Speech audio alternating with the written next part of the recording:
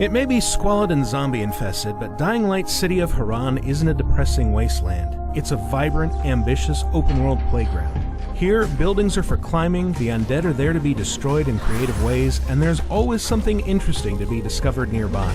It takes a while for that to become clear, though. At first, you might even think Dying Light is really about running scared from mobs of seemingly unconquerable zombies. Don't be fooled. I'm here to make a deal. A deal. Fantasy, no doubt. Desperate times. And what do you offer in return? Your services? Your loyalty? Perhaps I should take both.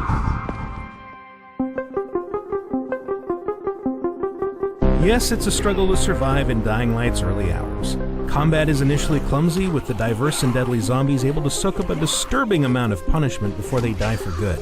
Jumping, which is unintuitively mapped to shoulder buttons on consoles, can take a while to get used to. Getting mobbed is usually a death sentence.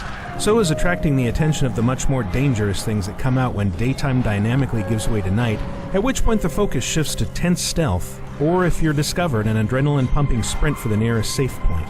Before long, though, you'll build up a skill set that turns your rotting foes into objects of fun, letting you vault across their shoulders, quickly slice them apart with dramatic slow-motion kills, or trick them into gathering around explosives. Even nighttime becomes more of an opportunity to raise skills faster thanks to increased XP gain, rather than a period of sheer terror. It all feels great, too. Once you adjust to the controls, Dying Light's first-person parkour becomes natural and fluid, and weaving high-speed paths through its decaying slums and picturesque old-world buildings is so much fun that I almost didn't hate the lack of a fast travel option. Combat, meanwhile, gets increasingly satisfying, although it never loses all of its awkwardness. Even when expertly shredding zombies with elementally charged tools of death I built myself, strikes are still heavy and clumsy, and while the guns you'll find later can pop heads from a distance, their low rate of fire and zombie-attracting noise makes them more of an occasional quick fix than a game-changing weapon. Finishing the campaign took me more than 34 hours with a 68% completion rate.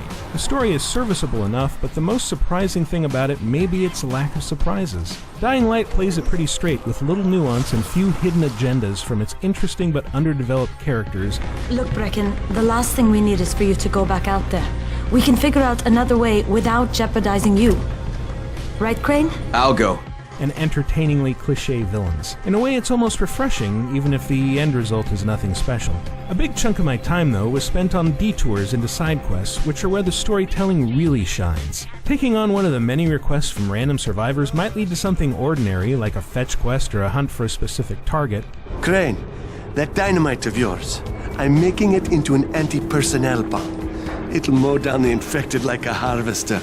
I'm going to combine it with firecrackers and a load of shrapnel, but I'm missing a few things. Starting with a suitable casing. A battery from a truck would be perfect. More often than not, however, they're multi-part adventures with their own short storylines which frequently escalate into something lurid and creepy. A search for a missing person, for example, might turn into a hunt for progressively more unsettling clues in a seemingly abandoned apartment building, and a routine rescue mission might turn out to be a trap set by a conniving madman. These are some of Dying Light's most memorable moments, and they make exploring its world even more rewarding. While it's entirely playable as a single-player game, Dying Light is, like most things, better with friends along. Up to 3 co-op partners can jump in to help you carve up undead hordes or watch your back while you're picking locks, and while the online matchmaking is still fairly hit or miss on PS4, sessions are smooth and stable once they get going. It's also useful to have friends around if your game is invaded through the Be the Zombie mode, which lets a random player jump into your world as a superpowered monster with zipline tendrils and zombie summoning spit.